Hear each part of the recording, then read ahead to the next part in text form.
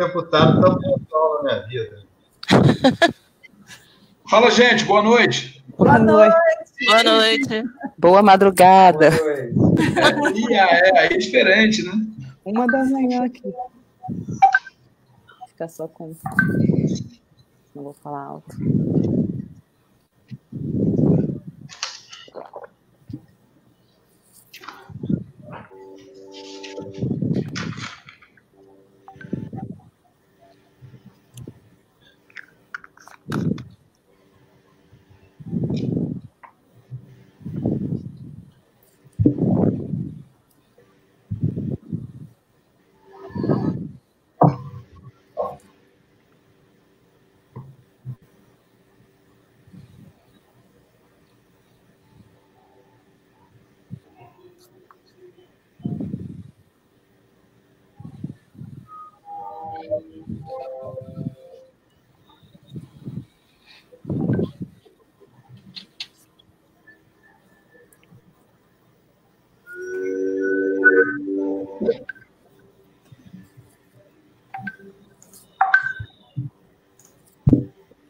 Bem, boa noite a todos.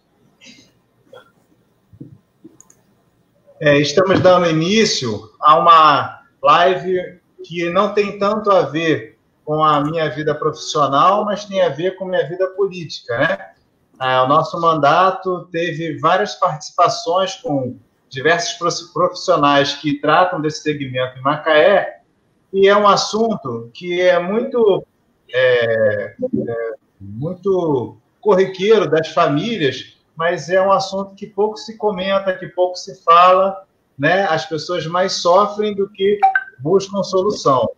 Então, nesse sentido, a gente atendeu aos pedidos, né? Pelo nosso mandato, ao longo dessa live, vocês vão ver que teve uma certa participação na construção de afirmação de políticas públicas, né? Que falam sobre a questão da redução de danos.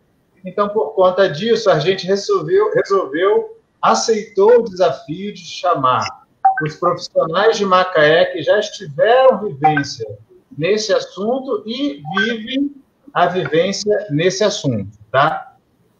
Boa noite a todos. Estamos aqui participando com Alex Xavier, é um doutor em Sociologia Política pela UENF e ouvidor do município de Macaé. Temos também a fisioterapeuta Bia Barreto, que é a atual coordenadora do CAPS-AD de Macaé. Temos a pneumologista Cláudia Magaldi, mestre em Medicina Pública Internacional e Análise de Políticas Públicas e coordenadora da Coordenação Geral de Políticas sobre Drogas nos anos de 2014 a 2018. Temos também participando da live a assistente social Samanta Fragoso, assistente social da CGPOD, especialista em atenção psicossocial em álcool e drogas pelo IPUB/UFRJ. E como mediador, eu, né, estou vereador suplente da Câmara de Macaé e somos o autor das primeiras emendas parlamentares impositivas que destinaram algum tipo de recurso à política que tratava sobre a questão de drogas através da Escola de Redução de Danos. E agora também, mais recente, no ano de 2017, para o projeto Prazer no Esporte. E, por último, também somos autor da lei que foi a gente abrigou uma demanda vinda dos profissionais da área, e o prefeito atual sancionou a Lei 4679/2020, que estabelece e faz uma afirmação da Escola de Redução de Danos como um projeto permanente no município. Ela recebeu a aprovação de todos os vereadores, ela foi lida, ela foi emendada, ela foi discutida, e no nosso entendimento isso é mais uma política afirmativa para fortalecer o trabalho desses profissionais no município de Macaé. Ela também determina a destinação de recursos para sua execução, bem como atribui à CGPOD a articulação política sobre drogas no âmbito municipal. Bem, dando início ao nosso debate, Eu vou chamar ela, que aí está em Amsterdã, na Holanda, essa médica macaense, né? Aí deve ser o quê? 3 horas da manhã, Cláudia? Abre o microfone. Aí deve ser o quê agora? 1 da manhã agora, Lu. Hã? 1 da manhã agora, tá me ouvindo? Muito obrigado por você ter ficado aí acordado até essa hora para falar um pouco da sua experiência aqui nos anos de 2014 a 2018.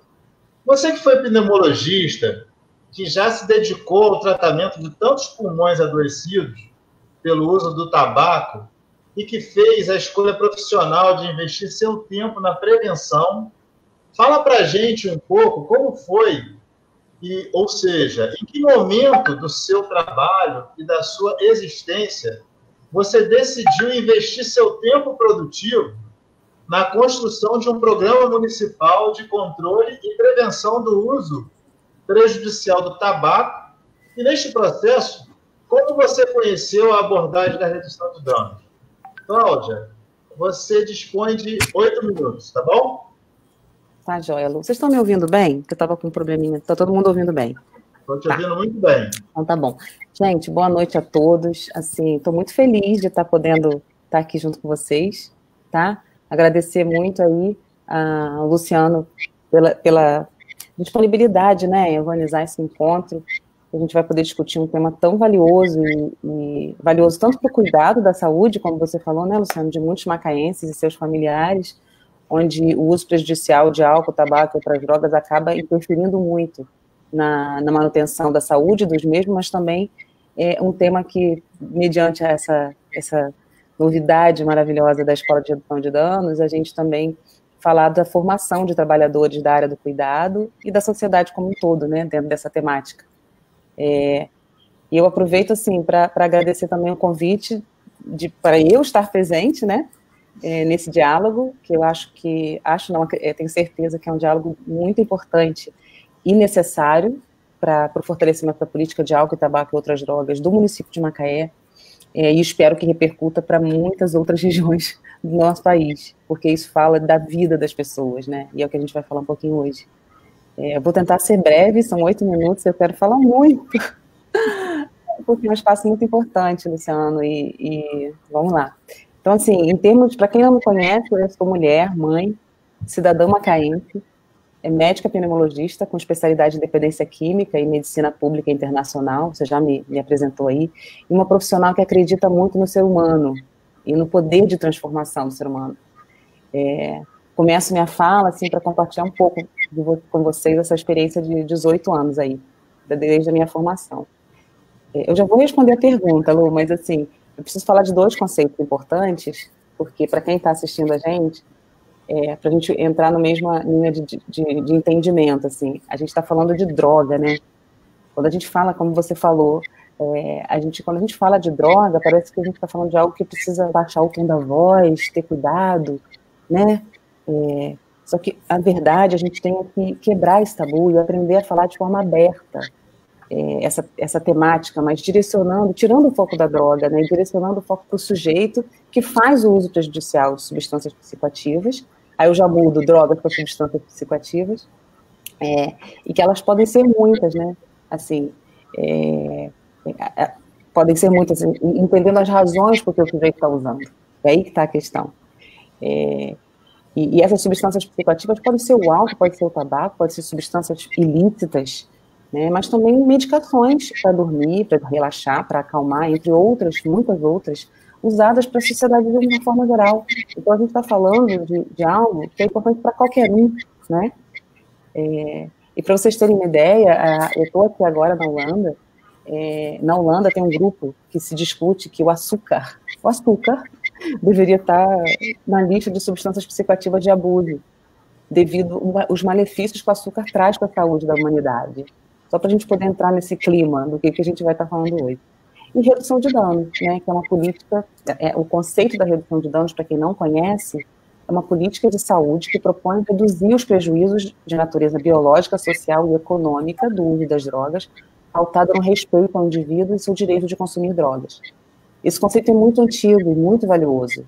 Hipócrates já orientava os seus jovens ele tinha esse primo non nocere, que é o primeiro lugar, não cause danos, e isso a gente transfere um pouco, não só da saúde como um todo, mas para a sociedade, né? Se a gente pudesse entrar todo mundo nessa perspectiva da redução de danos, seria maravilhoso. E, na verdade, a prática da saúde pública ela é centrada nas estratégias de redução de danos. A Constituição da República Brasileira, de 1988, ela é clara no seu artigo 196, que a saúde é direito de todos e dever do Estado, garantido mediante políticas sociais e econômicas que visem a redução do risco de doenças e de outros agravos, e o acesso universal e igualitário às ações e serviços para sua promoção, proteção e recuperação. Estou falando um pouquinho rápido, espero que as pessoas possam estar acompanhando. Me sinaliza do tempo, tá, Lu, por favor. E, em 2002, eu iniciei meu trabalho como pneumologista aí no ambulatório Moacir Santos, no barracão da prefeitura de Macaé, e comecei a receber pessoas que gostariam muito de parar de fumar. Mas lá não era o melhor lugar, porque essas pessoas precisavam de tempo, precisavam de um espaço de acolhimento, que era diferente de uma consulta médica usual, né? Precisava de uma equipe multidisciplinar, não era só um médico, eu precisava de pessoas a mais para poderem ajudar esses usuários, né? E o aumento dessa demanda acabou mostrando uma necessidade de atender essas pessoas num ambiente que poderia oferecer o que elas precisavam. E aí, naquela época, em contato com a Samantha, que está aqui com a gente hoje, naquela época ela estava na coordenação do Ambulatório Porto, que era a unidade de cuidado para as pessoas com uso prejudicial de álcool e outras drogas, no município de Macaé. E aí eu tive o privilégio da Samantha, vem, Cláudia, vamos começar isso aqui. E aí a gente começou a fazer o atendimento dos tabagistas lá, dentro do Porto, que era uma unidade pautada na abstinência, né? As pessoas precisavam querer parar de usar as substâncias para poderem continuar no tratamento, e isso alterava muito a adesão ao tratamento, porque muitos queriam, mas não sabiam quando, como fazer, né? E aí começa, Luciano, o incômodo que gera a busca, né? O que fazer, e por conta dos nossos usuários, a gente começa a estudar. A gente começa a estudar e procurar novas práticas e formas de conseguir abordar, e aí a gente descobre a redução de danos. Eu tive o privilégio de ter um estudo aqui na Holanda, onde eu consegui visitar alguns serviços de redução de danos, e aí, voltando a Macaé, eu consegui aplicar muito isso dentro da área técnica de prevenção e controle do tabagismo, onde eu tive a oportunidade de conseguir montar esse grupo de profissionais que estão aí até hoje, prestando atendimento para a população macaense, e depois também, um pouquinho depois, junto à atuação da Coordenação Geral de Políticas sobre Drogas, que a gente conseguiu avançar muito na política municipal, incluindo o desenvolvimento da Escola de Redução de Danos, que hoje a gente tem aí a honra de instituir com o apoio de vocês, do Legislativo, como Programa Municipal de Formação para Trabalhadores da área de atenção e cuidado e a sociedade civil como um todo. Eu acho que seria isso. Eu não sei se eu passei do meu tempo. Eu não estou te ouvindo. Mas está excelente essa introdução, você que foi uma gestora do nosso município. Eu, dando continuidade aqui, como ele estava aqui escrito separado, uma das pessoas também que nos prestigia aqui, traz muito orgulho pela sua participação, é o nosso deputado estadual, o Elbert Rezende. Eu citei todos e cometi a gafe de não citar o nosso querido deputado estadual presente. O Elbert, muito obrigado pela sua participação aqui junto conosco, tá? E desculpe por não ter feito o anúncio.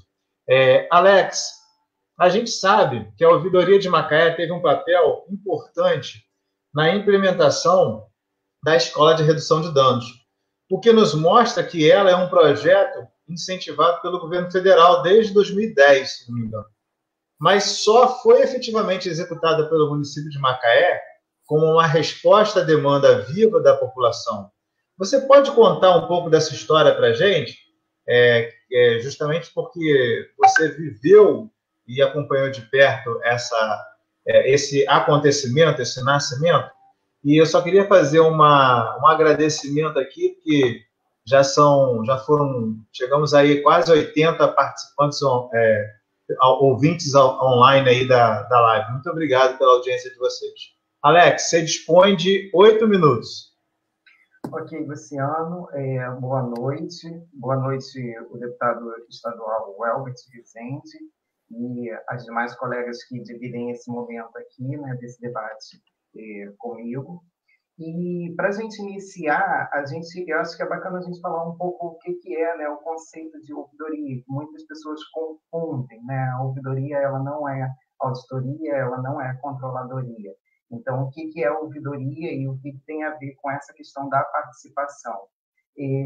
Eu tenho compreendido a ouvidoria, a partir dos meus estudos, como um instrumento de gestão.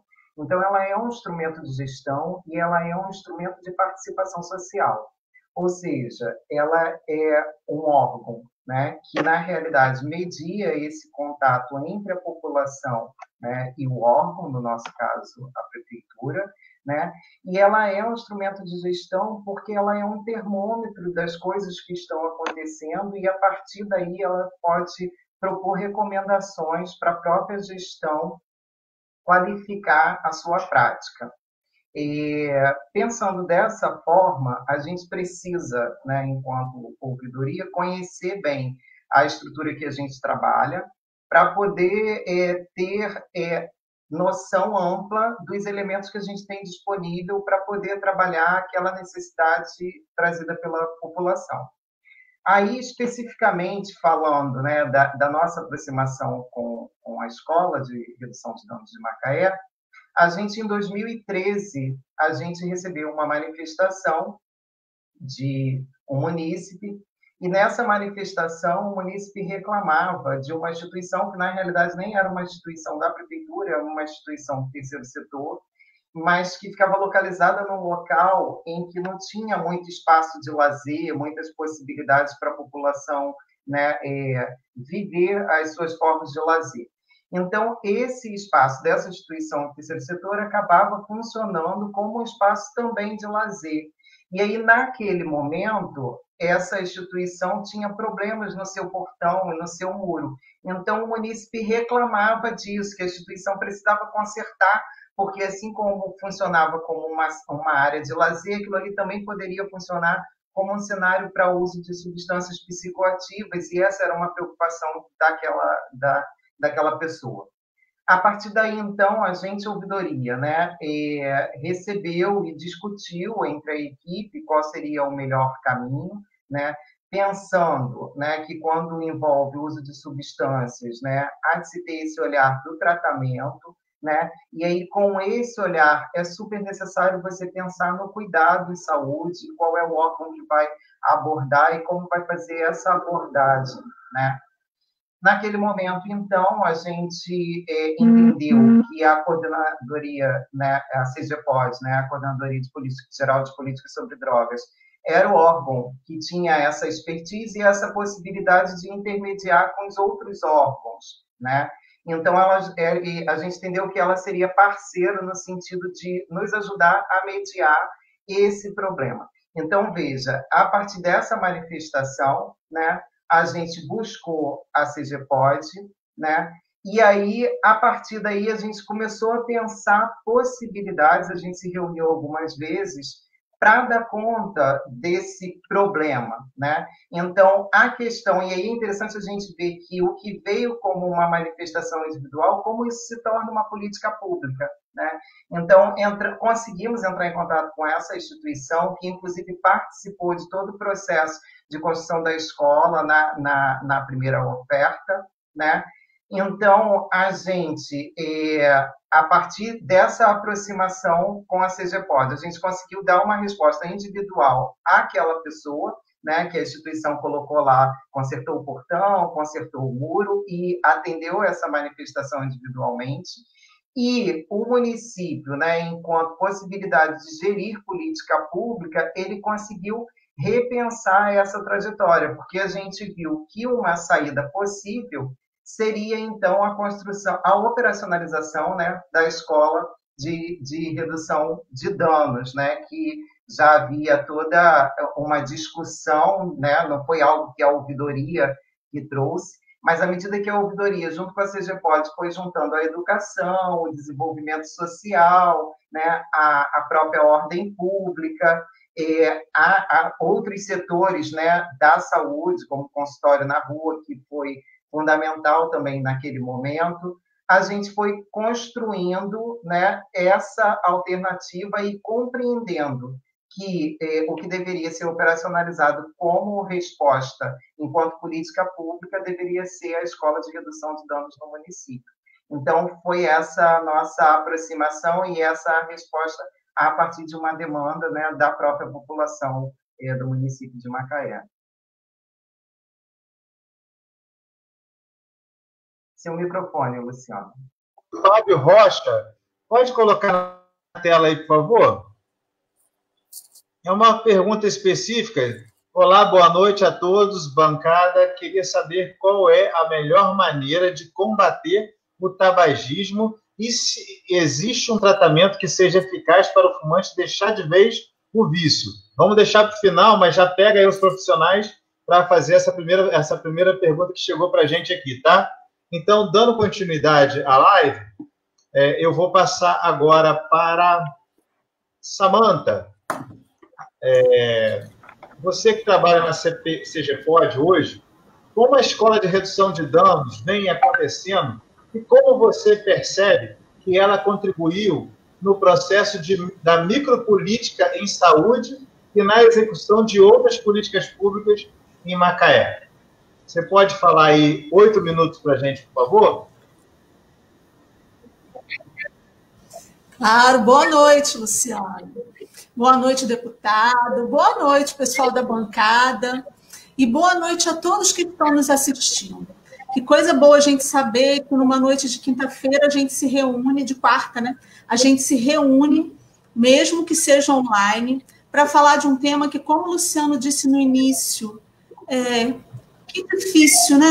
Que tema que carrega uma coisa pesada que às vezes as pessoas não querem revelar. E quando a gente começou lá no Porto, lá atrás, como o Cláudio falou, a gente dizia isso, a pessoa sente dor no estômago, vai ao médico. Por que quem está tendo prejuízo com o uso de alguma substância tem esse peso da pessoa e da família, ela não consegue buscar o cuidado, né? Então, agradecer a vocês, porque, na verdade, a gente está aqui compartilhando com vocês todos os nossos tesouros, a nossa história, como a gente se constituiu profissionalmente, e assim a gente foi constituindo também as instituições do município, produzindo política pública, com o que a gente sabe fazer, o que a gente acredita.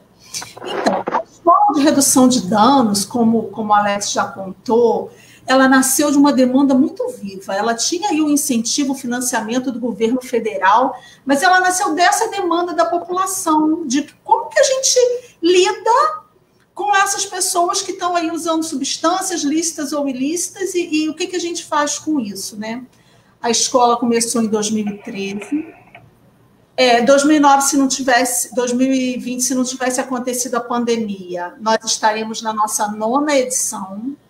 Muitos municípios do Brasil, na época, conseguiram o financiamento para executar a escola, mas o único lugar onde ela teve continuidade foi Macaé. Então, é importante a gente falar disso aqui, porque eu acho que é um município muito especial nesse sentido, com profissionais que se dedicaram a esse processo e que tiveram a sensibilidade de ter essa mudança, de não permanecer com uma receita pronta para sujeitos diferentes. O método de redução de danos é isso, é a gente tirar o peso dessa carga dessa palavra droga, por isso que a gente fala substância psicoativa, porque existem diversas substâncias que alteram o funcionamento do cérebro, algumas são legais, outras são ilegais, mas, como diria o Frade, que deu o veneno a Julieta, o veneno está na dose, né? Então, assim, muito mais do que a substância ser legal ou ilegal. Então, o método de redução de danos, essa lógica ampliada, é de você tirar o peso da substância e focar no sujeito, porque ele não é só uma pessoa que usa substância, lícita ou ilícita, ele é um sujeito com história, com relações e com muitas possibilidades. Então, a escola de redução de danos vem trazendo isso. Nesse momento, ele é um curso gratuito, completamente oferecido pela Prefeitura de Macaé. Nós abrimos todo ano 30 vagas. Em 2019 passou a ser 40, porque a demanda foi uma demanda muito grande. Então, a gente teve que aumentar um pouco. Todo ano a gente abre 40 vagas para os profissionais que estão na ponta, quem trabalha na assistência, na saúde, na educação. Então, é dessa forma que a gente interfere, que a gente mexe na micropolítica, trazendo essa lógica ampliada. Muitos acadêmicos de psicologia, de serviço social, de pedagogia, do poder público e da iniciativa privada. E na edição de 2009, nós tivemos uma novidade, que foram os municípios vizinhos buscando o conhecimento dessa lógica ampliada. Mas eu queria dizer para você, Luciano, para o Elbert, para todo mundo que está nos ouvindo, é que, diferente dos outros métodos de cuidado com a pessoa em uso de substâncias, não tem uma receitinha de bolo que a gente tem que seguir no método da redução de danos. O que a gente faz é exatamente, a escola começa sempre em abril e vai até a primeira semana de dezembro, com 4 horas de aula, uma vez na semana à tarde. A gente primeiro apresenta aos nossos alunos, né, aos cursistas, toda essa questão do campo da política de drogas, aí, essa busca tradicionalista, uma busca mais conservadora, e uma busca de uma lógica mais ampliada, essa caminhada da política de drogas no Brasil e a relação com a produção internacional.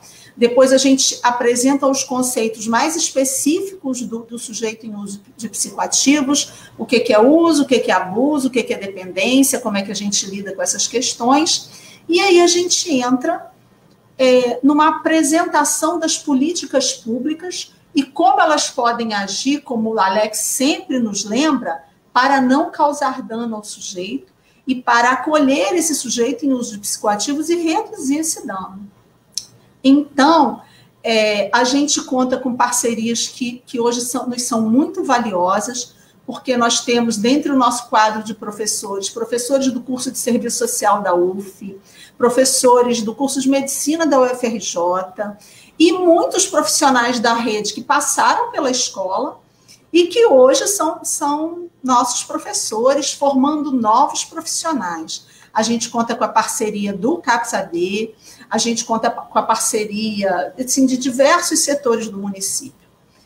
Como que isso aparece na nossa micropolítica? Quando o cidadão procura a unidade básica de saúde, ou o adolescente está lá na escola e ele tem uma questão com esse uso, e ele não é recebido de uma maneira repressiva, dizendo, não, mas o seu problema é que você bebe, que você tem que parar. Ou o seu problema é que você fuma, que você tem que parar. Ele é recebido, ele é acolhido e ele é cuidado, participando dessa construção, desse diagnóstico e desse tratamento. Como eu disse, não tem uma receita. Então, a gente lida com a arte, a gente traz a cultura, a gente traz a educação, a saúde, né, um cuidado especial com a população em situação de rua, e o que a gente procura é passar a nossa tocha acesa para espíritos inflamados e criativos, porque na lógica ampliada de redução de danos, Luciano, não tem receita. Existe acolhimento, existe escuta, existe cuidado do sujeito e, principalmente, respeito à decisão dele.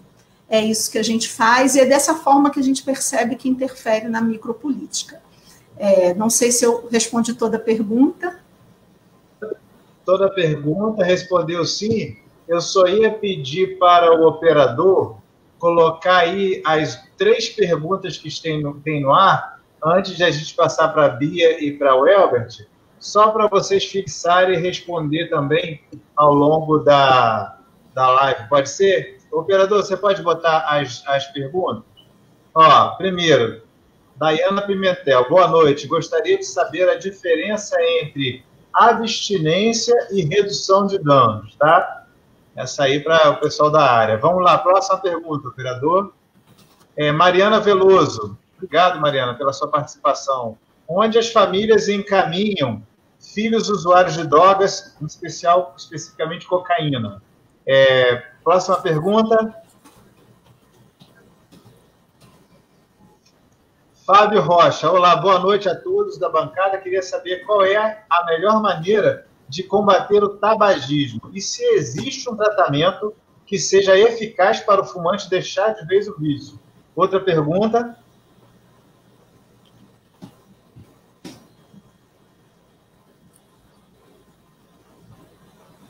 Acabou? Acabou? Bem, acabou. Então, vamos lá.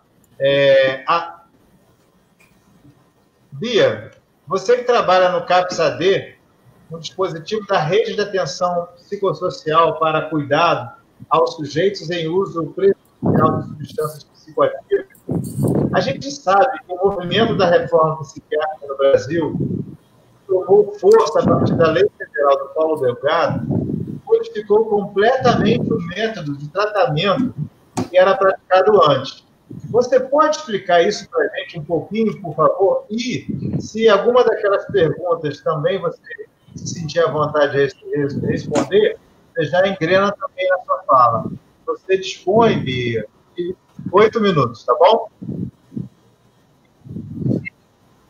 Obrigada, boa noite a todos. Estão me escutando bem? Queria agradecer, né, por estar aqui, por estar podendo falar sobre o que a gente faz todo dia, como que a gente trabalha, né, como que a gente cuida de quem está ali ao nosso cuidado. A gente está falando de redução de danos, e ela é a concretização da redução de danos, é o atendimento que a gente presta no CAPS-AD. A gente cria espaços de cuidado, reflexão, expressão, e, através desses espaços, a gente tenta tirar o indivíduo daquele espaço onde ele é colocado na sociedade de bandido, que é colocado pela igreja de pecador, e a gente esvazia, a gente tenta esvaziar esse espaço e colocar ele no lugar de pessoa, de cidadão, de pessoa singular. Então, a primeira forma da gente fazer isso com sucesso é trabalhando de portas abertas. Porque se a gente não aproveitar a preciosidade que é a vontade desse sujeito, querer ir até um lugar e querer um tratamento, querer participar, é uma oportunidade preciosa e a gente não pode perder de forma nenhuma. Então, a gente faz esse acolhimento inicial e a gente também trata da família. A gente também tem grupos que são criados unicamente para as famílias, onde eles podem ouvir histórias e refletir sobre histórias, né, uns ouvindo as histórias dos outros.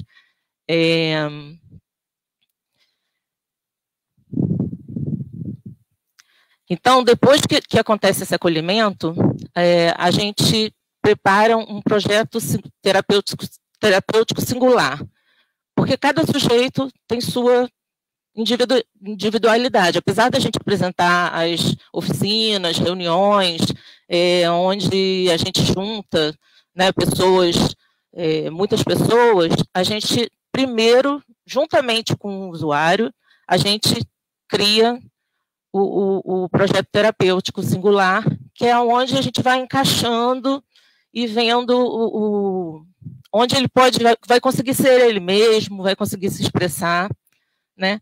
E quando a gente fala de cuidado, a gente está falando desde o cuidado sobre médico, como está a saúde, pressão, se precisa marcar um clínico geral, até uma pomada que esse usuário usa no pé.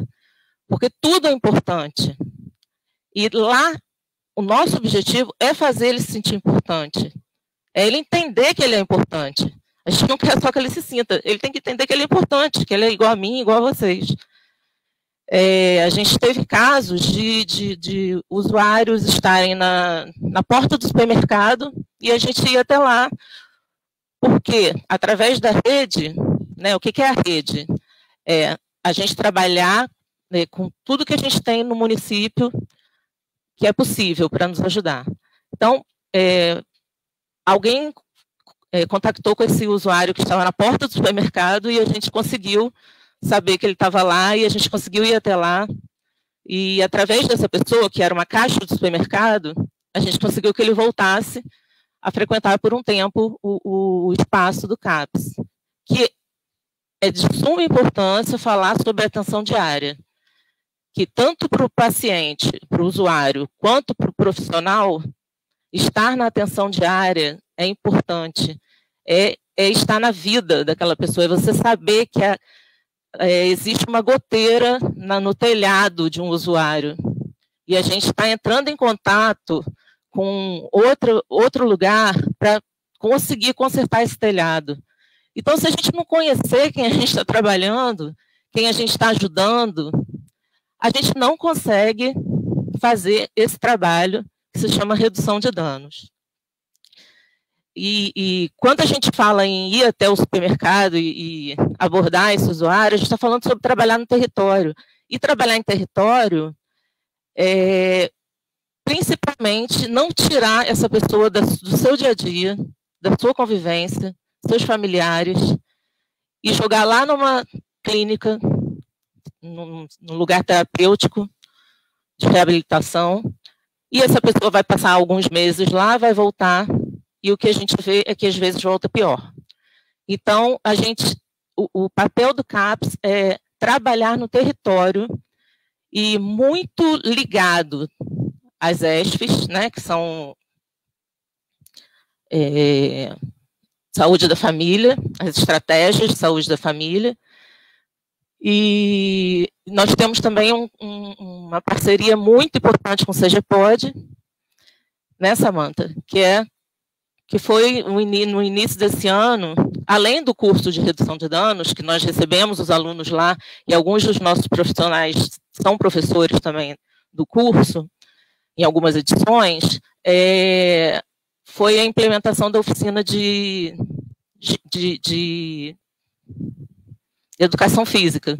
A gente fez através do CGPOD, com a Samantha, e através dessa emenda que o Luciano falou lá no início, a gente conseguiu o material, eles conseguiram o material, a gente colocou o espaço, a gente colocou o tempo, juntou o pessoal que podia, e foi, assim, um sucesso, só que veio a pandemia.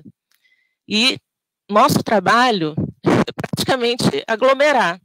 A gente trabalha com oficinas, reuniões, grupos de reflexão,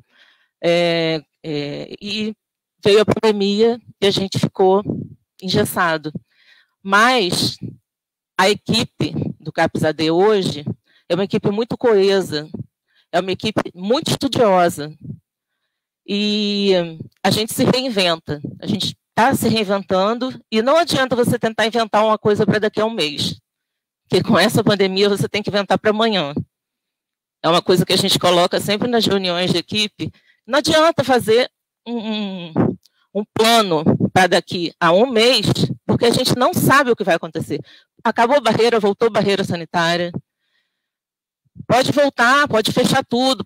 Então, a gente se reinventa todo dia, a gente está fazendo o possível para estar junto com esses usuários de forma remota. Alguns estão indo lá e a gente está fazendo atendimento individual, atendimento de primeira vez, familiar.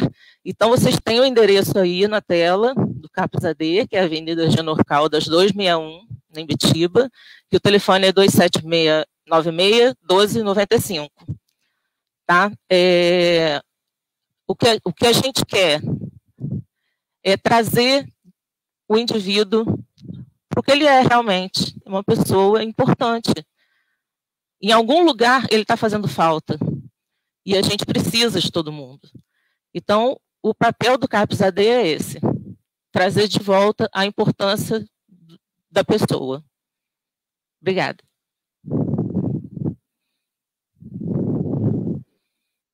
Muito bom. E a gente ouvir você, que é uma profissional que está na linha de frente, né? com essa sensibilidade. O Elbert, você está conseguindo logar? O Elbert? O Elbert está tentando logar aí, operador. Vê se você consegue botar, que ele ia falar agora, tá? Mas enquanto ele está logando, você pode... a gente já respondeu todas as perguntas? Não? Quem que pegou as perguntas aí para responder? Eu me lembro aqui que foi do Fábio, foi do Felipe Bastos, foi da Mariana, né? Agradecer a audiência de todos, a doutora Emiliana, agradecer a Douglas do Lagomar, pastor Evarildo presente, Dayana Pimentel, ou seja, está tendo uma audiência acima do esperado. Muito obrigado aí pela participação de todos, tá? Vamos lá. Emiliana Marcelo. Coloca aí, por favor, operador, a pergunta da Emiliana também. Luciano. Podia começar a Cláudia respondendo a do Fábio, que a gente dividiu perfeito. aqui. Vocês dividem aí. Emiliana, boa noite. Entrei um pouco atrasada, não sei se já foi abordado, mas gostaria de saber se existe algum trabalho de prevenção em escolas da rede pública e privada da nossa cidade. Bem, então até o Elbert voltar, a gente ganha tempo, o que seria no final passa a ser agora, tá? Vocês podem, então, dividir as perguntas entre vocês, que são os técnicos, e já ir respondendo elas.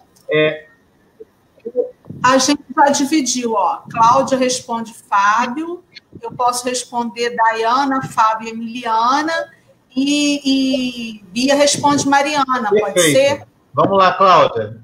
No máximo 2 minutos para cada pergunta, por favor.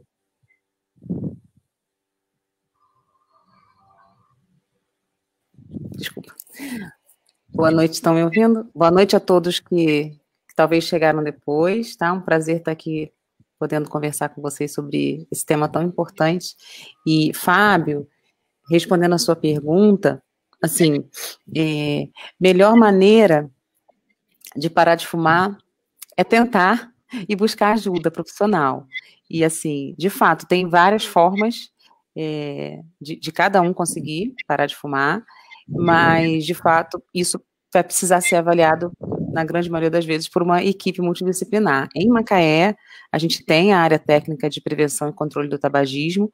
Eu não sei se vocês já colocaram aí na tela, e tem um endereço, ó, fica no centro da cidade, bem ali pertinho, ao lado do Hotel 347, eu não sei o número, por isso que eu vou ter, eu não sei o número específico da área técnica. E tem um telefone aí. O que eu posso te dizer? Assim, dentro da população geral, o Brasil se destaca em termos de prevalência de tabagismo. Isso é porque a gente tem batalhado muito na política nacional de controle do tabagismo. E Macaé se destaca, inclusive, por ter uma área técnica de referência regional. Né? Acho que até nacional, gente. Não sei se eu estou falando besteira aqui. Mas a gente tem feito um trabalho muito bacana, com parceria com a Secretaria de Estado, e até por conta especificamente dessa atenção do tratamento do tabagismo para aquelas pessoas que têm mais dificuldade, porque a gente acaba abordando a prática de redução de danos também dentro do programa de tabagismo, tá? E, assim, só 30% das pessoas conseguem parar sozinhas. Então, de fato, a ajuda profissional é muito importante. E se essa pergunta vem por conta de alguém que está precisando, tenta, assim, entrar em contato com a unidade. Eu sei que eles estão num processo aí de se reinventar, como a Bia falou, por conta dessa questão de pandemia, mas eles estão atendendo, né, do formato que eles estão conseguindo se organizar, e estão conseguindo prestar atendimento para a população, sim. Espero que eu tenha respondido a pergunta. O Elbert conseguiu voltar. Eu acho que eu passo a palavra para a Samantha para responder. Não, a gente pode voltar à sequência para ele finalizar a fala dele. Então, finalizar não, ele fazer a fala dele. O Elbert, a gente cortou aqui um pouquinho o final, botou as perguntas até você voltar. Então, estamos aí agora passando a palavra para o nosso deputado estadual, o Elbert Rezende. Chamar você de Vossa Excelência, dispõe de 8 minutos, tá bom? Bom, boa noite a todos. Quero agradecer aí poder participar com vocês aqui. Queria pedir desculpa, né? Essas coisas que são feitas ao vivo é assim mesmo, né? Pode acontecer. Eu caí aqui, estava ligado no computador, o computador desligou, agora voltei através do celular. Tentei ligar o computador de novo, não consegui, e estou pelo celular. Importante que nós estamos juntos de novo. Queria, Luciano, te agradecer a oportunidade de estar aqui na sua live. A live que é, para todos nós, muito importante para discutir esse tema, que é de grande importância, que é a redução de danos. Agradecer por estar aqui com essas feras que estão na live, Samanta, Bia, a doutora Cláudia Magaldi e o Alex, fisioterapeuta também, profissionais que atuam nessa área, que vão dar para a gente aqui um norte muito importante. Eu acho que a gente, que é parlamentar, que é político, muitas das vezes a gente legisla no dia a dia sobre tudo. A gente fala, eu costumo falar isso. A gente fala sobre, no dia a dia, fala sobre saúde, sobre educação, sobre esporte, acaba legislando sobre tudo e nem sempre somos especialistas naquela área, porque a gente é formado em uma área e a gente acaba legislando sobre tudo e acaba criando políticas públicas que vão mudar a vida das pessoas por muito tempo e a gente precisa de estar aqui sentado com profissionais para poder estar discutindo, aprendendo um pouco e saber se portar como está discutindo as políticas públicas do futuro, né, da cidade. Bom, primeiramente, falar desse tema, um tema importantíssimo para a gente, um tema de, como falei, de redução de danos para a gente. Eu já acompanhava, como vereador à época, eu acompanhava o trabalho da Coordenadoria de Política Antidrogas, a doutora Cláudia fez um brilhante trabalho, acompanhava o Girassol, acompanhava os trabalhos que era desenvolvido pela Secretaria, né? E é muito interessante, porque até algumas questões foram colocadas aqui, eu gostei muito, que a gente acaba aprendendo bastante, e essa questão, esse assunto é um assunto muito interessante de discutir, a questão da redução dos danos. Primeiro, discutir, como nós falamos aqui, vocês bem colocaram, a questão das drogas, né? Saber que as drogas, e bem interessante, doutora Cláudia, colocar a questão do açúcar, que está sendo tratado como droga agora na Holanda, e ver que muitas das drogas, né, algumas são ilícitas, outras drogas lícitas, como agora foi colocado, o álcool, muitos deles têm aí a questão ainda de incentivo para o uso deles, e a gente sabe o dano imenso que é causado na vida das pessoas por conta do uso dessas substâncias aí. E muitas das vezes também se confundem, né? São tratados como a causa, achando que vai resolver uma coisa. Então é importante também falar, atacando as consequências, né? Precisamos saber também que a questão da segurança pública é a causa, que é um grande problema de segurança pública, de saúde pública, né? Que encaminha e vai desencadear a questão da segurança pública. Bom, falar sobre a questão também de redução de danos, né? Eu costumo ver, eu também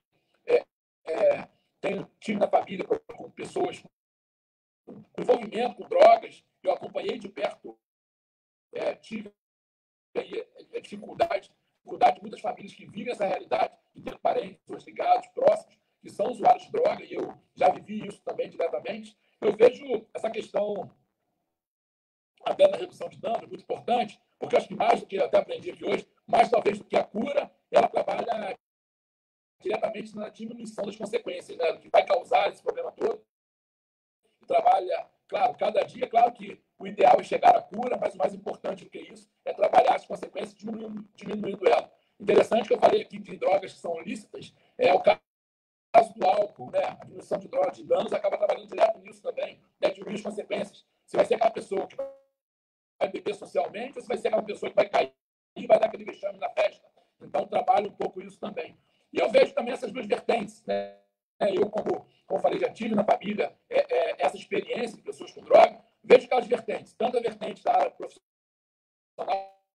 profissional de saúde, que trabalha trabalhando a questão do bem mais precioso do ser humano, que é a liberdade, sem aprisionamento, e vejo também as vertentes, né, questões mais religiosas, né, que, olha, tem que ficar aprisionado, ficar preso aí também, para poder ser curado, né? Entender que o paciente com transtornos mentais é um doente a ser tratado, não é um prisioneiro, né? Então, isso é importante também, esse tratamento dele como ser humano, isso vai ser muito interessante. Mas eu acho que também essas duas vertentes não precisam ser inimigas, né? São vertentes, tanto essa da ciência, quanto a questão religiosa também. O importante, eu acho que é o objetivo, que é o bem maior a ser tutelado, que é a vida da pessoa, como a doutora Samanta colocou, Samanta colocou muito bem, que tem um cidadão por trás daquela pessoa, é usuário de droga, mas por trás dele tem um cidadão com uma história, com uma vida bonita, que pode, que muitas vezes consegue fazer um tratamento e em pouco tempo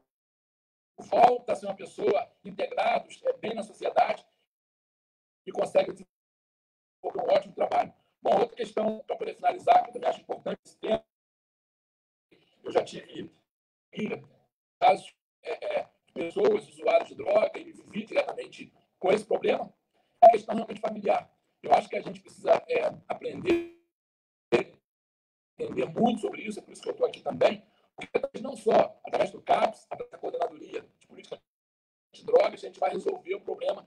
O problema tem que ser uma questão de política de governo, com todas as secretarias integradas, trabalhando o cidadão, a família, porque muitas vezes a gente trata o paciente diretamente, mas aquele paciente que está doente abraça toda uma família.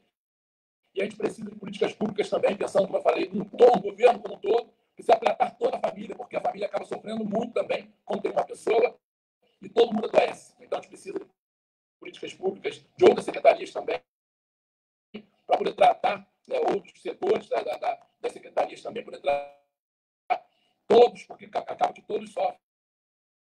E aí acaba todos adoecendo por conta de um paciente, uma pessoa que vive esse problema. Então, para poder finalizar, dizer que eu fico aqui também muito feliz para poder de ouvi-los, entender mais sobre o assunto, porque a gente que lida na política, eu hoje, deputado estadual, Luciano Diniz, vereador do município no tempo, suplente vereador, a gente acaba lidando com essas questões e para a gente é importante entender. Como, por exemplo, um assunto que foi colocado aqui, que a Mariana colocou, para onde caminha esse paciente? Muitas das vezes eu vejo famílias desesperadas, às vezes não se tem um protocolo que seja muito claro. Claro, existe o protocolo, mas precisamos passar para as pessoas qual é o caminho, procuro quem, vou para onde. Acontece isso muito na rede de saúde também. As pessoas estão doentes, estão com problemas que deveriam ser atendidos na atenção básica e se dirigem direto para a HPM. Também não existe um protocolo muito claro para onde eu for. Eu estou ficando agora no Covid, tivemos agora um caso recente do Covid. Poxa, eu vou para onde?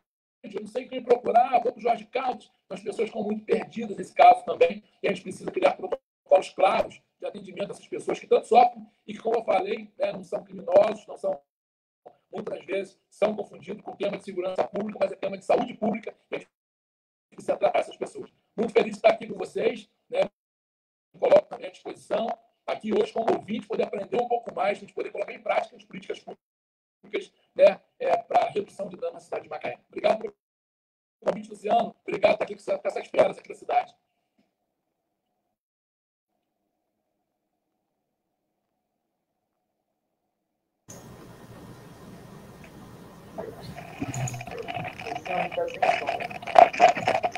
Luciano, abre o microfone. Bem, já estamos chegando ao final, faltam 8 minutos.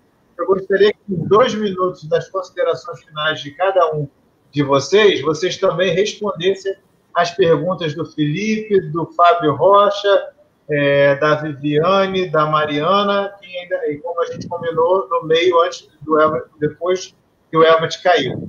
Gostaria de lembrar uma passagem do nosso mandato com você, Cláudia, quando a gente fez uma visita, junto com Samanta e a Mariana, na Fazenda Esperança, que foi um dos momentos mais emocionantes na minha vida de vereador, eu lembro até hoje, quando tive o choque de realidade, quando eu vi aquele trabalho, foi uma coisa muito emocionante. A Mariana, que é uma pessoa meio fria, meio seca, quando chegou lá, realmente ficou também muito sensibilizada. E esse trabalho é feito ali, não sei se ainda existe, vocês podem falar, a triagem é feita ali na igreja, em frente à Praça Veríssimo de Melo, na secretaria, mas eu estou vendo aqui nas perguntas que as pessoas querem muito saber o seguinte: na prática, o que eles fazem quando eles estão precisando dar um direcionamento a um familiar, uma pessoa próxima, um amigo, que estão passando por essa situação, vivenciando essa situação, e que não conseguem mais lidar com essa situação. Então, assim, você já está aqui anotado os endereços, 2 endereços, um na Visconde de Samã e a Bia passou outro, mas eu queria que nas considerações finais vocês falassem bem especificamente isso também. Na prática, né, aonde as famílias, os amigos das pessoas podem estar encaminhando as pessoas que não conseguem mais conviver com isso e estão desejosas por um tipo de encaminhamento, por um tipo de acolhimento, por um tipo de resposta nas suas vidas. E gostaria de imensamente, aqui finalizando a minha fala, agradecer à audiência de escutar com o jogo do Flamengo e manter esse nível de audiência é realmente uma coisa difícil e a gente conseguiu aí. Agradecer a todas as pessoas do mandato que pediram, né, e principalmente aos profissionais de saúde que passaram aqui durante a live, deixaram as suas contribuições, não perguntas, mas contribuições. Agradeço muito a vocês, profissionais de saúde, que estão na linha de frente, né, lidando dia a dia com esse acolhimento a quem convive e não sabe o que fazer para melhorar. Então, eu passo agora a palavra por ordem alfabética, pode ser? Alex, você dispõe de 2 minutos aí, e aí você já faz também a resposta às perguntas.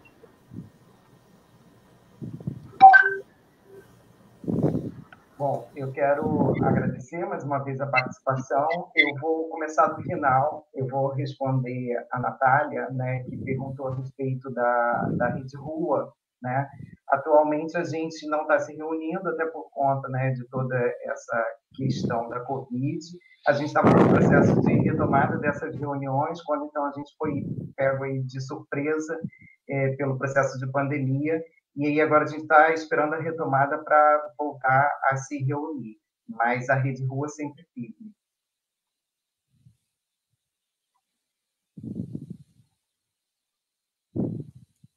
Seu som, Luciano. Não, entendi? Pode fazer sua consideração final. Alex, pode falar, 2 minutos.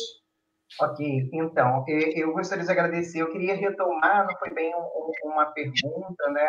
O Elvis também falou um pouco sobre isso, mas no início, nas falas, eu acompanhei aqui os comentários e acho bastante pertinente. A Sueli levantou essa questão, né?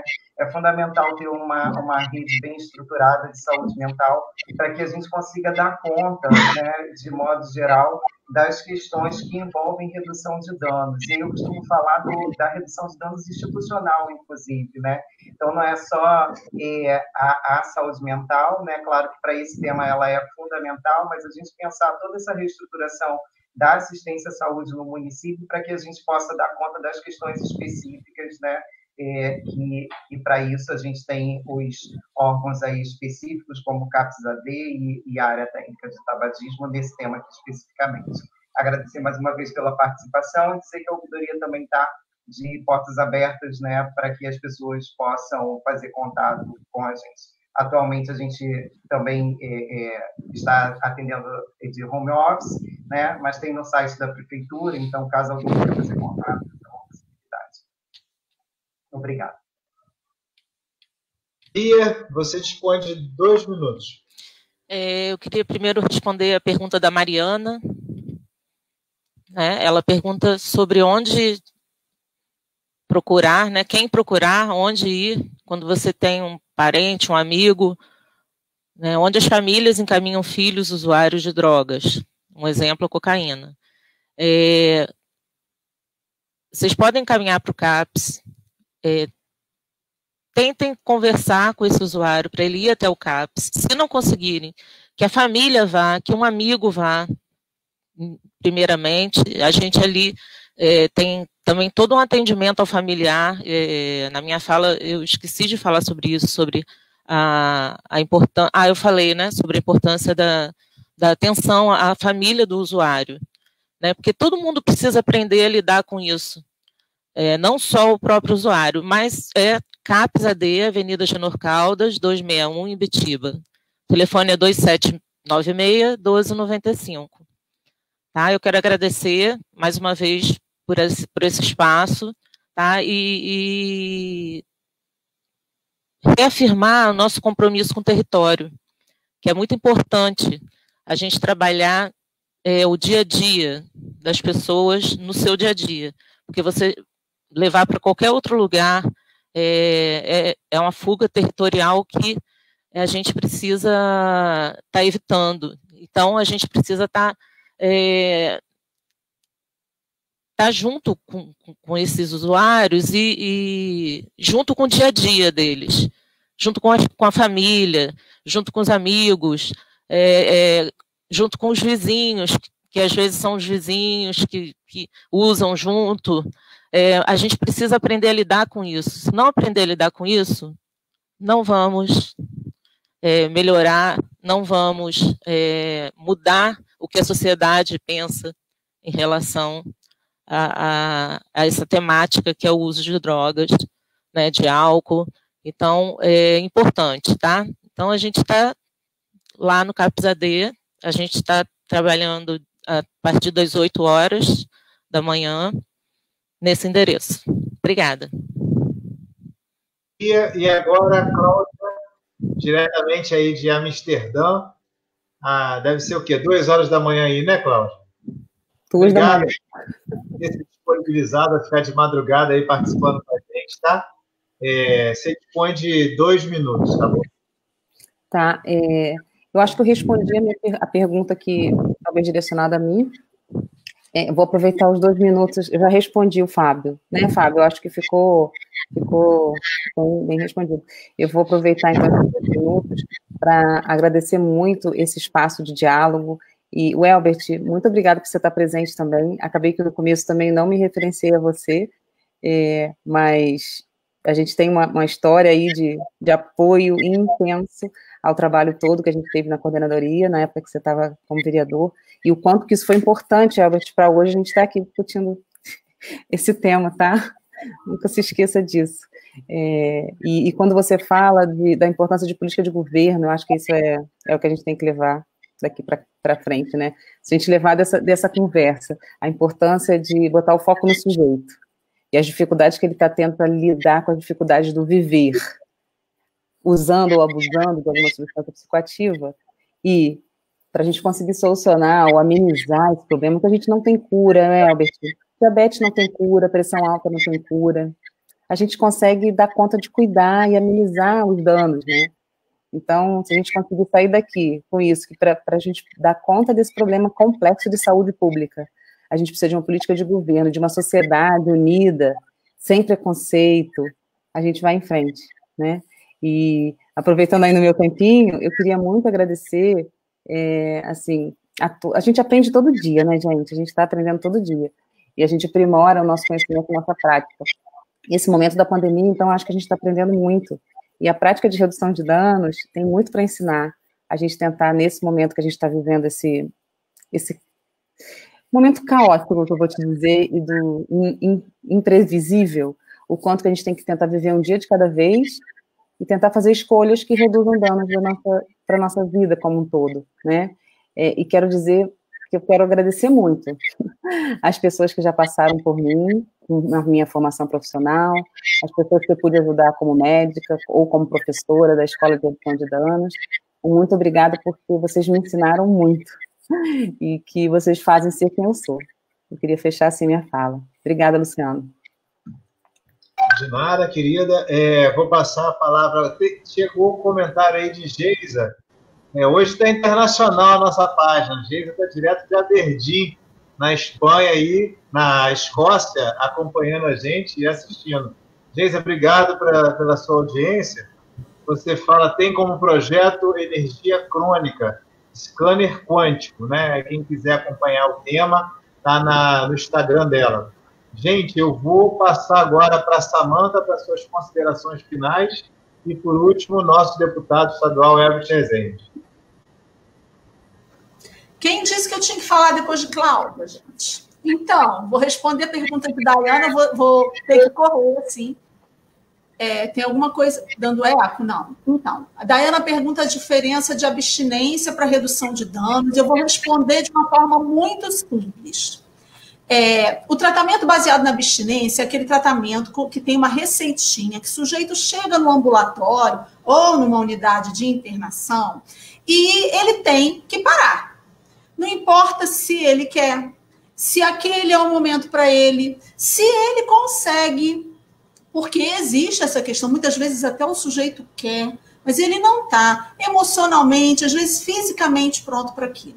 Então, e os tratamentos baseados na abstinência têm uma receitinha para o sujeito seguir, que ele, assim que, imediatamente ao começar o tratamento, ele tem que parar de usar. O tratamento baseado na abstinência. A abstinência é se abster do consumo da substância, né? A redução de danos procura lidar com isso de acordo com as possibilidades e desejos deste sujeito. E muitas vezes ele quer parar, mas existem tantas questões envolvidas, questões sociais, afetivas, físicas, clínicas, que nós precisamos usar formas diferentes. Então, para cada sujeito, nós vamos articular uma rede. É por isso que na Escola de Redução de Danos tem uma aula para cada política pública, porque para alguns sujeitos nós vamos precisar articular cultura e assistência social, para outros nós vamos precisar mobilizar diversas unidades de saúde e a política de esporte. E é por isso que a Bia falou aí do nosso projeto Prazer no Esporte, né, Bia? Que foi primeiro um recurso que veio do governo federal e foi devolvido, e depois a gente conseguiu como emenda parlamentar, e é isso, é o incentivo ao desenvolvimento da prática no esporte pela rede, como alternativa de prazer para a pessoa. Então, a gente sabe que a droga tem diversas questões, mas que ela também tem uma relação com prazer, e como é que você retira esse prazer e o sujeito não produz outra coisa que lhe dê prazer. Então, algumas vezes é o esporte, outras vezes é a música, outras vezes é o palco, outras vezes é o estudo, outras vezes ele precisa de um resgate de relações afetivas. Então, nós temos que ter essa amplitude de relação intersetorial, essa humildade de que nós podemos saber muito, porque a gente estuda, a gente sabe umas coisas, a gente não sabe nada daquele sujeito que se apresenta para a gente. Então, essa humildade de baixar o nosso conhecimento e entender que quem mais sabe de si, mesmo quando usa uma substância, é o sujeito e não nós. Então, nós não vamos fazer receitinha, nós vamos construir com ele. Isso é o projeto terapêutico que a Bia trouxe. E aí, já passando para a pergunta do Felipe, redutor de dano e sujeito, o Felipe, todo aquele que faz o curso da escola. Então, o assistente social que trabalha no IST-AIDS, que fez o curso, que fez a escola de redução de danos e voltou para o seu setor, ele está lá reduzindo o dano. As orientadoras educacionais que fazem uma formação permanente com a CGPOD devem e podem funcionar como redutores de danos nas suas unidades de ensino. E por aí afora, um assistente social da Secretaria de Assistência que fez a escola de redução de danos. Vou te falar uma coisa, a gente passa a tocha. Com certeza esses sujeitos saem dali muito mais inventivos, com muito mais alternativas, além dessa de dizer para o sujeito, você tem que parar de usar. Como a gente tem que falar com diabético, olha, você não pode mais comer açúcar, né?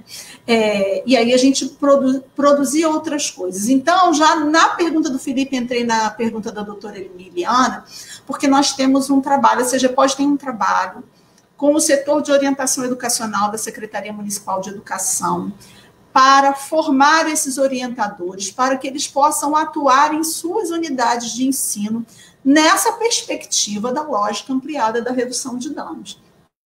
Então, a prevenção, neste caso, é olhar para o sujeito, não focar no consumo da substância, porque, como o deputado disse, assim, da criminalização, outras instituições já estão cuidando.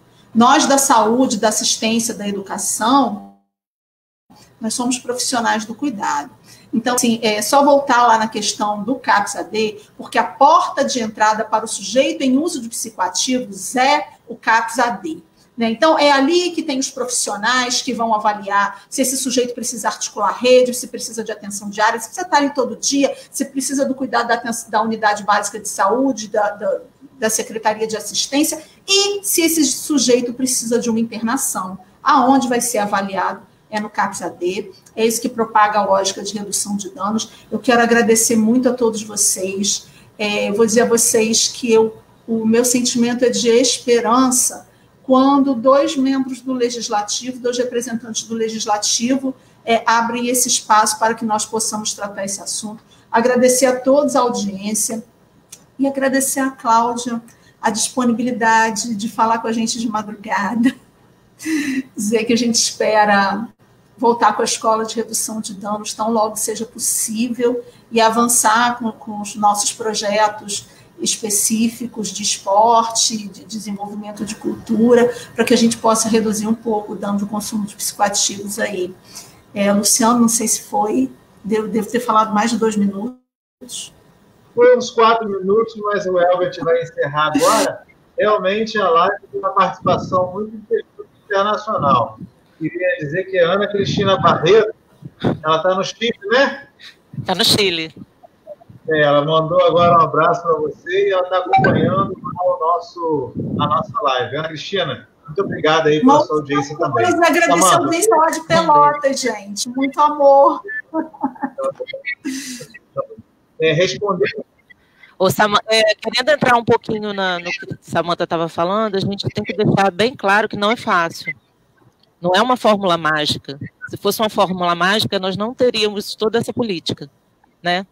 Mas a gente vai tentar. E a vida é uma tentativa, né? Todos nós temos que tratar algum vício. E a gente está aqui para tentar. Perfeito. Né? E, Elbert, você encerra, por favor, tá?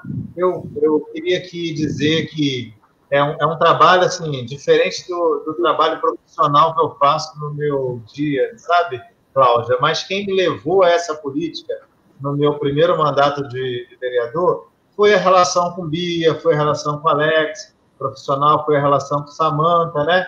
E a gente acabou se comprometendo, embora seja engenheiro, mas se comprometendo e entrando um pouco mais a fundo disso aí. E eu sinto que vocês, profissionais, o que vocês querem dos políticos é justamente uma parceria para a afirmação daquilo que vocês sabem que dá resultado, né? Como você muito bem falou, Cláudia, o diabetes não tem cura, outras doenças não tem cura, e essa questão também não tem cura, mas tem que ter acompanhamento, tem que ter acolhida e tem que ser dialogada, não é uma coisa que dá para jogar debaixo dos tapetes das nossas salas, senão a gente vai ficar sempre vivendo de mal a pior em família, né? Então, Luciano, e tem que ter continuidade, né? A gente não pode... Tem 4 anos de um executivo e mudou o executivo e a gente precisa de continuidade. A gente precisa que os projetos e tudo que as pessoas colocaram ali em prática seja valorizado e que a gente continue fazendo acontecer. Exatamente. Passando para o Elbert agora, o Elbert, a mesma paixão que você tem pela atenção básica de saúde, e é uma paixão muito inteligente, porque dessa forma a gente consegue diminuir os leitos hospitalares e, com isso, reduzir o gasto público para economizar e investir em outras áreas. A gente tem certeza que você, como vereador, se encantou com esse trabalho, como Cláudia foi testemunha, participou, e agora, como deputado, certamente você vai continuar se encantando e apoiando o trabalho desses profissionais da área de saúde também. Você encerra para a gente, por favor, tá, deputado? Um abraço. Bom, queria falar que estou muito feliz aqui, lamentar meus problemas técnicos que eu tive aqui. Me diz uma coisa, vocês conseguiram ouvir eu falando? Eu ouvi. Ficou algumas falhas. Não deu para entender. Eu falei no celular. Agora eu consegui ligar de novo o computador, mas lamentável aí. Você quer falar aí mais um pouco? E aí faz um resumo do que você falou. Agora está muito bom o som, tá bom? Bom, então, me dá mais de 2 minutos para poder falar o que eu tinha falado. Bom, eu queria aqui parabenizar, agradecer, Luciano, pelo convite, estar tratando de um assunto tão importante para a gente, com profissionais tão capacitados no nosso município, Samanta Fragoso, Bia Barreto, Alex, doutora Cláudia Magal, tivemos a oportunidade de trabalhar junto na coordenadoria de políticas sobre drogas. Eu lembro da época do Girassol, eu acompanhei bastante, bem de perto isso. Acompanhei não só como vereador, né? Pude lá colocar emendas também, ajudando como vereador na questão da coordenadoria, mas eu lembro muito bem também que eu passei por isso, porque eu tive também na família casos de pessoas dependentes de drogas, e eu vivi de perto esse problema. Bom, dizer que eu aprendi muito aqui, como foi colocado, a questão das drogas lícitas e ilícitas, muitas delas que são ilícitas que são lícitas, causam muito mal às pessoas também e são patrocinadas aí e são incentivadas o seu uso no dia a dia.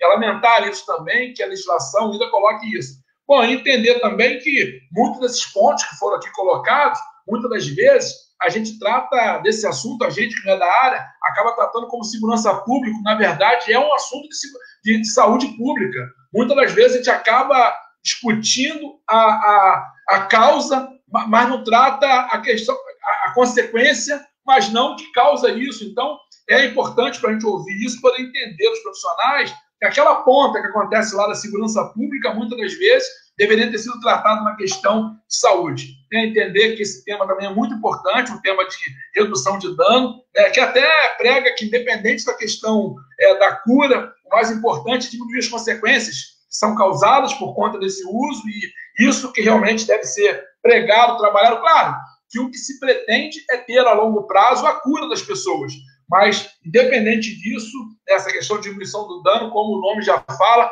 diminuir o dano, e aí a cada dia diminuir o dano das pessoas. Falei também, Luciano, sobre a questão que eu, como fui paciente também, eu nunca fui usuário de droga, mas acaba a gente que fica doente também, tendo toda a família adoece por conta da questão de ter um usuário próximo, então a gente consegue visualizar isso.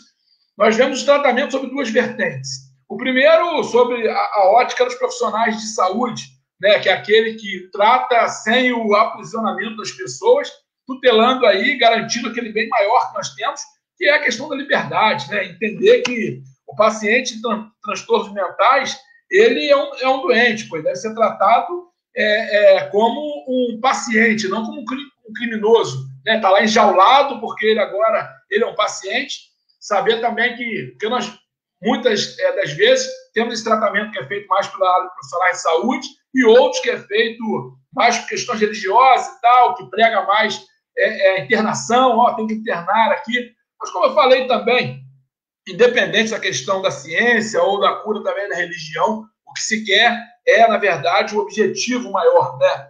Independente do milagre, o importante é a gente saber que nós temos que trabalhar para poder salvar as pessoas. E outro ponto que eu coloquei aqui também, né, eu já tive, como eu falei, experiência próxima de mim, eu falei que não só a questão do CAPS e a questão também das coordenadorias antidroga do município, é importante a gente tratar do todo, tratar da família, porque a família também acaba sofrendo bastante com todo o paciente, acaba adoecendo junto também, acaba sendo parte do tratamento, muitas das vezes, e a gente precisa pensar numa maneira mais ampla, políticas públicas política de governo para poder tratar essa causa. Não só especificamente, olha, vamos fazer mais CAPS na cidade, vamos aumentar a coordenadoria de políticas antidrogas, vamos de políticas públicas entrosadas e que sejam coordenadas com outras secretarias também, que no final das contas aí que vai vir o resultado. Então a gente vai precisar discutir aqui políticas públicas de governo para conseguir avançar. E, por fim, agradecer a oportunidade de estar aqui ouvindo. Eu falei que a gente que é homem público, a gente acaba no dia a dia legislando sobre tudo.